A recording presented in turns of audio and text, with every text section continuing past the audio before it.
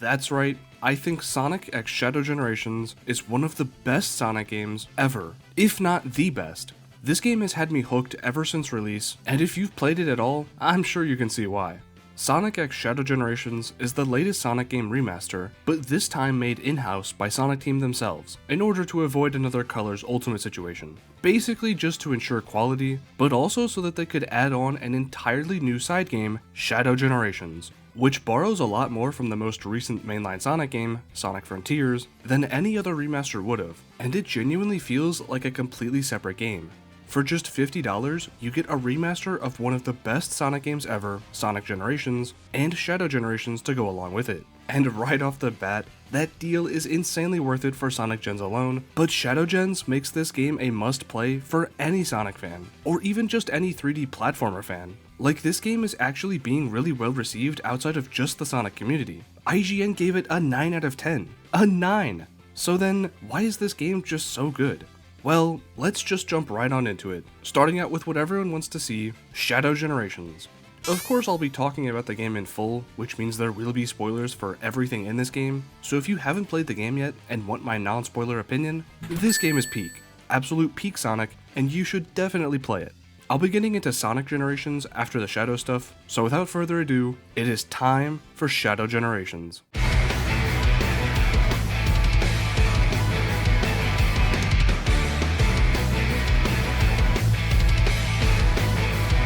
Shadow Generations, one of the best Sonic games ever. This game takes what worked in both Sonic Generations and Sonic Frontiers, melds them together to create an incredible gameplay loop, and also adds Shadow to the mix.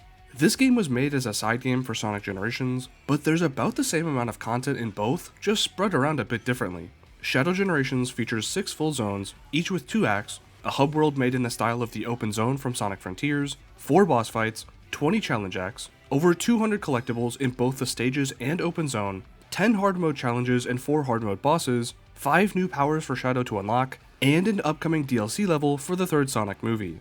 I've spent well over 20 hours in this game, unlocking everything and replaying the levels to get the quickest time possible, because it's just that fun. To start us off, I'm just gonna dive right into this game's story, because this time around there actually is one. The story actually begins in the preview animation, Dark Beginnings, which is really good and you should definitely watch it before playing, because it'll explain a bit about why Shadow is on the Ark at the beginning of the game, although the first cutscene does still explain why Shadow is there. Basically, the Black Arms are back, which is most likely due to a larvae having been on the Ark this entire time, and because of the Time Eater's time shenanigans, Black Doom is able to fully revive himself and his army to once again antagonize Shadow and attempt to conquer the Earth. And this game very much ties itself into Sonic Generations by having multiple cutscenes that show what's happening for both sides of the story. Once Shadow is actually in Whitespace though, this is where the main chunk of his story takes place. He goes through the stages and restores them just like Sonic does, and he also meets various characters from his past, such as Omega, Orbot and Cubot, Big the Cat, Rouge, Black Doom of course, and Maria and Gerald Robotnik. Now that last one is the other big one, besides Black Doom, because we all know what Shadow means to Maria, and what Maria means to Shadow, so this story was already just a recipe for great stuff, and it definitely follows through on that. Shadow, Maria, and Gerald have the most cutscenes together, and share some of the best moments in the story, mostly with their reunion since they've been displaced from time, and Shadow knows what happens to them. Could there maybe have been more stuff here? Yeah, sure, I won't act like this was the most perfect time-traveling, meeting your dead family members kind of story ever, but I think it works so well here because it gives Shadow something to work on throughout the story, and also gives him an excuse to actually act like Shadow would, and not the mess that he was throughout most of the 2010s, despite this still canonically being Shadow from the Sonic Generations time period. I think the trajectory of the story is pretty easy to guess. If you've ever seen any kind of media ever, they definitely weren't going for the biggest plot twist of the year or anything, but hey, they didn't have to, cause this story did exactly what it needed to do to connect the gameplay together, and also to give these characters some much needed weight to their actions. If you're really clamoring for some deeper lore bits, talking to a lot of the characters will often provide some big reveals, as well as other funny bits of dialogue, and sometimes things that provide explanations for gameplay moments that seem somewhat out of place. You can also get access to Gerald Robotnik's journal by collecting things in the open zone. I'll talk about the actual collectibles later. But this journal also gives a much deeper look into Gerald's life and what steps he took that eventually led him to creating Shadow. There's a lot of neat little lore details in there for Sonic lore chroniclers, or if you just want to read Gerald's full story from start to finish. Back on track to the main story though. Shadow throughout the game gains access to various different Doom powers, which are slowly making him and Black Doom more powerful because of their DNA connection. Black Doom eventually wants Shadow to get strong enough and then take over his body, but Maria helps keep Shadow on the right path, and Shadow's will makes it clear that he won't let Black Doom take over. Eventually, Shadow takes the fight to him after gaining the Doom Wings, which are essentially this game's super form, and he defeats Neo Devil Doom, destroying Black Doom and the Black Arms forever. Well, at least until another method of time travel brings them back. Time stones? But honestly, Shadow having a recurring main villain that isn't Dr. Eggman might be kinda nice. Shadow then has to say goodbye to Maria, unable to change her fate, and he then speeds off to go meet up with Sonic and everyone else. This game's story isn't the best Sonic story ever, but it was a really solid one that I thoroughly enjoyed from start to finish. Part of that was also because of this game's extremely awesome cutscenes, which I really hope become the standard going forward for Sonic games, because these cutscenes look amazing. Gone are the cutscenes where every character is just standing around doing nothing, barely having any expressions on their face or animation in their movements. These cutscenes animate every part of the character's models, and they look great too. There's actual substance in these cutscenes. They aren't just characters spouting dialogue because that's what the story needs. There's action, emotion, and great interactions. These are genuinely some of the best Sonic cutscenes ever, on par with most of the other CGI Sonic cutscenes, and yet some of these are in-game cutscenes. I really hope that going forward, these kinds of cutscenes become the standard in Sonic games, because it makes the story feel so much more alive and impactful, especially during the action and emotional scenes. This game has some great cutscenes, a pretty neat Shadow the Hedgehog story, and some deep lore bits that you can dive into, so all in all, it's definitely worth getting invested into. Now let's move on to the actual levels in this game, and I'll keep this part brief because if I don't, we'll be here all day. These levels are some of the best designed levels in any Sonic game ever, no exaggeration. Each stage has 2 acts, the first one being fully 3D, and the second one being fully 2D. Now that might sound pretty obvious, but this is the first time we've gotten fully fleshed out 3D levels in a Sonic game in a long time. Unless you count Cyberspace and Frontiers, but those weren't that good until the Final Horizon in my opinion. And these levels aren't just tiny like Sonic Forces or Frontiers, and they aren't even a medium length like Sonic Generations or Colors levels were. No, these levels are long, but in the best way possible. Most of them range from 3 to 4 minutes, and that's if you're taking the optimal routes too, of which there are many to choose from. Seriously, this game has some of the most pathways in its levels of any Sonic game, and almost all of them are worth exploring for one reason or another. Taking the top path, of course, means you can beat the level faster, but there are plenty of alternate pathways that lead to collectibles, entirely different sections of the level, or enemies and Chaos Control capsules that will allow you to stop the timer completely. Yep, that's right, Chaos Control makes these levels not only about speedrunning and skipping sections of the level, but it's instead about doing that, while also charting the most optimal path that gives you the most uptime on your Chaos Control. Chaos Control is one of Shadow's main gimmicks in this game, but it's one of the best main gimmicks in a Sonic game ever. Chaos Control is used by filling up a meter at the bottom of the screen, either by defeating enemies or grabbing Chaos Control capsules, and it allows you to stop time for 5 whole seconds. Now on paper, that sounds kinda interesting, and I wasn't all that hyped about it before playing the game, but these levels are filled with tons of different pathways that involve Chaos Control. Sometimes it's just a simple Chaos Lightspeed dash, other times it's stopping missiles at the perfect time so you can use them as platforms, or stopping sections of the level from collapsing too quickly, or even tiny things like stopping certain enemies from moving so you can use Doom Blast on them. There are so many different applications for Chaos Control, and the best part about speedrunning these levels is that it also stops the timer for 5 seconds completely, meaning that it's sometimes more optimal to take a different route than the fastest one if you can make up the time for it by using Chaos Control. It also means making sure you actually destroy enemies too, since they also help build up Chaos Control. Overall, it provides a ton of strategy when planning out a speedrun for a level, since you'll have to consider how to use Chaos Control at the perfect moments. Add 5 more new Doom powers on top of that, all of which are really unique in their own way, and these levels provide a ton of different pathways, strategies, and skips that makes replaying them super fun. I genuinely don't think there's a single bad level in this entire game, even the 2D Act 2s, because they incorporate the boost and other mechanics so well. Even with Sonic Generations, I can pick out Planet Wisp as my least favorite level, but with Shadow Generations, I straight up don't have a least favorite level, and I struggle to even pick my favorite since each one provides a ton of unique gameplay moments for a mountain of variety. These stages are by far the most consistent in any Sonic game ever, which is part of why I like them so much. And the fact that Act 1 is fully 3D, no 2D segments at all, just peak perfection. I don't mind the 2D in most Boost games. Heck, Unleashed was my favorite Sonic game up until this point, and that game uses 2D segments really well. But having a full, uninterrupted 3D Sonic level just feels incredible, and I didn't know how much I wanted it until I finally got it here in this game.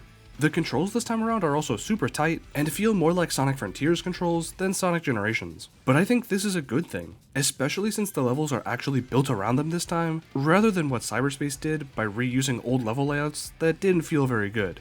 The controls actually have the same button layout as Sonic Frontiers did, with boost being on the right trigger and homing attack being separate from the jump button. You can of course change all of this in the settings, but I've gotten used to it by now, so I just left the controls on default. Shadow also has a few things missing from Sonic's moveset, namely the drift, but these levels never require you to drift at all, so it's not a big deal. He also has a quick step slide of sorts, instead of a traditional quick step, because if you hold the button down, Shadow will continually slide in whatever direction you're going. And I think this is a pretty cool change, although I literally didn't notice it until after beating the game, so it's maybe not that useful. I'll probably go into these levels more in a different video, but to really drive it home for this review specifically, these are some of the best levels in the entire Sonic franchise. Peak level design is on display here in this game. So I've mentioned them a few times, but what about those Doom powers? Well, I think they're all pretty great and fun gimmicks. Not something often said about gimmicks in a Sonic game, huh? The first one you unlock is Doom Spear, which is essentially just a better Chaos Spear that lets you lock onto 5 targets at once. And I think its use case is cool enough, although it's probably the most unnecessary power of them all. Chaos Spear by itself already stuns enemies, and there weren't too many times where I needed to stun multiple enemies or target multiple things at once. Chaos Spear also has the added benefit of carrying your momentum in the air, which is tech that a bunch of speedrunners have been using to get better times, so I think Chaos Spear is honestly a more useful power if you're taking that into account. Next up is Doom Blast, which allows you to target Black Arms aliens and launch them into the air wherever you want, then teleport to the location afterwards. It's an extremely useful power for performing skips and levels, and not even just predetermined ones either. I think this one is one of the more fun Doom powers, and it's incorporated into the levels pretty nicely, especially in places like Kingdom Valley. Doom Surf is another power heavily used in Kingdom Valley, and I think this one is just as cool as the rest of them. It allows you to surf on water, as the name implies, and you can quickstep and launch off of ramps for some extra movement. This one is mainly for the hub world, since a lot of it consists of water, but the stages also do get some good use out of it. You can also get a mini boost if you press the boost button right as you activate it on the water for the first time. Just a little tip. The fourth Doom power is Doom Morph, and I'll be honest, this one is tricky to get the hang of. I didn't like it too much at first, but then I got good, learned its mechanics, and now I think it's a great addition to the Doom powers. To be fair, it is a bit tricky to understand, and the controls are kinda slippery, but you can swing from various different grapple points when using it, and if you release the swing before reaching the end of it, you will instead launch towards the grapple point in whatever direction you were facing. So if you release the swing while directly under the grapple point, you'll shoot into it and then even further upwards and gain some height. You can also boost a bunch on the purple liquid? Yeah, sure, purple liquid, which gives you some good speed. The final Doom power is the Doom Wings, which like I said before, is essentially this game's version of a super form. Once you get 50 rings, you can activate the wings and start flying by boosting in the air. This depletes rings every second, but you're also invincible while you have the wings on. So yeah, Super Shadow is pretty much unneeded in this game, since this does the same thing. Your boost meter also refills itself whenever you have the wings on and you aren't actively boosting, so it's a pretty good power to have, but it is also the very last one you unlock. There's even separate ranking options for if you have the Doom Wings active or not when in the time attack mode. So all in all, these Doom powers provide you with a bunch of different tools to use within the levels, and they're actually really fun too. I really hope Sonic Team sees how great these were and incorporates versions of them into future Sonic games. Obviously they can't be the same ones, since these were taken away from Shadow at the end of the game, plus Sonic can't use them. Because I think they're great additions that add up over time to provide a more unique Sonic level experience. Now I think it's finally time for me to talk about the open zone and collectibles. This game takes Sonic Generations' concept of white space and the open zone islands from Sonic Frontiers and blends them together to create a hub world for Shadow Generations, filled with the stage entrances, tons of collectibles, characters to talk to, many challenges to complete, and a bunch of little platforming to do while going from place to place. The hub world doesn't really open up until after you beat the first boss, but when it does, you get access to a ton of different things within it, like every level and those mini challenges. It feels like Sonic Team really took all the criticisms with Sonic Frontiers open zone islands and improved upon them in every way with Shadow Generations. There aren't any more mobile game, only 1% of people can complete this shocked emoji puzzles. and instead they're replaced by speed-based platforming challenges. There are 96 chests that you can find all over the map, which you can unlock by finding tokens by playing levels, and they'll give you different pieces of artwork, music, or lore about Shadow. And some of these are pretty well hidden. But what's even more well hidden are the machine parts that you can turn into Orbot and Cubot. There are 80 of these tiny little things, and if you don't know where to look, finding all of these could take you a few hours of looking for a prize that is, well, I'll let it speak for itself.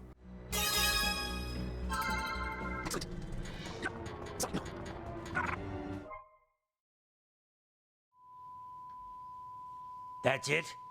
So, grab these at your own discretion. But either way, this hub world is not lacking in things to do in the slightest. In fact, after you beat the game, you can enable the Doom space, which unlocks harder challenges in the open zone, and for the main levels, as well as harder boss fights too. There was genuine thought and care put into this hub world, from the characters that you encounter, to the fact that they actually made it look good, and not like a Roblox obby with floating platforms, unlike the Final Horizon. Oh, and also the pop-in is way less noticeable here, to the point where I don't even think it's an issue at all. They genuinely took every little piece of criticism from Frontiers and made the open zone even more fun than it already was, which just gives me so much hope for the future, and confidence that Sonic Team will actually make a really good sequel to Frontiers. So overall, the hub world this time around was a huge improvement over both Sonic Generations and Sonic Frontiers, and I can't wait to see what is in store for the open zone next. Finally moving on to the boss fights and other characters now, yeah, these are just as peak as the rest of the game is. I think after Frontiers, they really know how to make a good boss fight. Tons of spectacle, a lot of really cool moments, way less jank this time around, and they're pretty fun to do as well. You can actually take these guys down pretty quickly if you know the right patterns and play pretty well, but if you don't, then you're in for a decently long fight. Devil Doom in particular had me playing perfectly for about 30 minutes in order to unlock the Untouchable achievement. Oh yeah, I got all of the achievements for the Shadow side of this game, still working on the Sonic side. But especially on hard mode, some of these bosses can be pretty tough to S-rank. The Bio-Lizard is probably my least favorite since it isn't that crazy scenery or spectacle wise, but hey, it was still a cool first boss that has a bunch of different attacks. Metal Overlord had me stuck for a bit on hard mode trying to get the S rank, since you need to get him into his second phase as quickly as possible, but it's a pretty fun fight as well. And last but not least, Mephiles. Of course this fight was peak, and the reasoning behind Mephiles' existence was even more peak. Tucked away in this corner of the map is an underground cave where Mephiles' boss gate is located. The entire atmosphere and music changes when you first see it, like this truly is some dark, decrepit place that the timeline was trying to seal off. And Mephiles himself even knows this too. He knows his timeline was erased in Sonic 06, and he knows that his only possible way back is to defeat Shadow to get to the time meter. And his voice lines during this fight are just perfect for his character. Robbie Daymond does an incredible job portraying the desperation in his voice, like he knows this is his final chance and he wants to exist so badly, but Shadow doesn't let him. Shadow doesn't even know who he is at all. Speaking of the voices though, allow me to move on to those for a bit. I think the voice acting in this game is some of the best that we've gotten from a Sonic game in a while. I was never the biggest fan of Kirk Thornton's Shadow voice, but I think he actually won me over with it in this game. He sounds incredible as Shadow here. They must be from a point in time before the Ark disaster. Perhaps I can change their fate. But you don't know what's going to happen. I never once thought that this was someone trying to sound like Shadow, but I just thought it sounded like Shadow. I think Kirk is a great voice actor, but he really sells his Shadow voice here in a way I've never really heard him do before. I already talked about how good Mephiles sounds. Personally, I think it's great. Robbie Daymond is a goat. Black Doom sounds really good too. Ben Diskin does the Black Doom voice really well. I think Maria's voice suits her, and she did a great job in Dark Beginnings too, and everyone else involved here sounds just as good, if not better than before. Besides the voices, there really isn't too much else that I want to go over in this video regarding Shadow Generations. I think the game is peak, it's one of my favorite Sonic games ever now, and I am really excited to see what is in store for Sonic next, because as we often say, this game was a great foundation for the future, but I think Sonic Team finally made something that was worthy of being called a great game that built off of what came before it, which just makes me really happy, man. I'm so glad this game was good, and that we're even getting more of it later on with the Movie 3 DLC level. This game has proven to me that Sonic Team is still capable of making great Sonic games. Not that I ever really doubted they could in the first place, but I hope everyone else is able to see that now too. go play Shadow Generations if you haven't already. Although I did just kind of spoil all of it for you, so have a good time with the music then, cause that's amazing too. Sonic Generations, onto the actual remaster part of this remaster. So I never actually did a review video on the original Sonic Generations, and I still don't think I will just yet. This game deserves its own dedicated video, but I'll still talk about this remaster and what I think of it here. So then, what do I think? Well, it's certainly Sonic Generations, one of the best Sonic games ever, playable in 4K 60fps for modern consoles. PC could already do that, but also on a Nintendo console this time that isn't the 3DS. The settings are actually changeable in-game this time, rather than the extremely clunky launcher that it previously had, so that's nice. The default control scheme is also the same as JakeCenZ and Frontiers, and like I said, I got used to it there, so I just left it for this game as well. As for actual new content, well, there's some chow placed in each level now that don't really do anything besides show up in white space after you get them, but they're fun enough collectibles for veteran players. The cutscenes are actually in high quality now, so that's nice. There really isn't much to say here about this remaster. It looks nicer, plays a bit nicer, has a slight bit of extra content, but I think that's okay, since the game is still Sonic Generations, and it feels the exact same, but in a good way. Well, unless we're talking about the dialogue, that did get re-recorded and changed up a bit. As for what I think of the rewrites, they exist. I don't really feel strongly one way or another. I like some, don't really care about others, but not every cutscene got reanimated, so sometimes they seem a bit odd. I don't know, it's a non-issue to me, since Generations already didn't have like any story at all, so I don't really care either way. If you feel strongly about the rewrites at all, more power to you, but in my opinion, I don't really care. The story is not why I play Sonic Generations, it never was, so some lines are nice, and some are just kinda odd, and overall, I don't mind it either way. And that's really all I want to talk about with Sonic Generations, since that's basically everything that got changed. Oh well, I guess there's the drop dash now, which is kinda useless for modern Sonic, but it's nice for classic Sonic. I think the game is still amazing, and bundled with Shadow Generations, it is legitimately the best Sonic game ever, for an incredible price too. $50 will get you both Sonic and Shadow Generations, both of which are about the same length, and have some of the best replay value out of any Sonic game, although with most Sonic games, that does come pretty easily. I'd say Sonic x Shadow Generations is the closest thing we've ever gotten to a perfect Sonic game. Not entirely there just yet, but dang if this isn't the closest it has ever been, and I am so happy that I get to feel that way. After Frontiers, I've been so excited for the future of Sonic the Hedgehog, and I'll say the same thing that I said in my Final Horizon video with definitive confidence once again. Sonic the Hedgehog is back. Thanks for watching, leave a like and subscribe if you enjoyed this video, and let me know what other Shadow Generations videos you'd want to see from me. I've already got a few planned, but until then, I'll see you next time.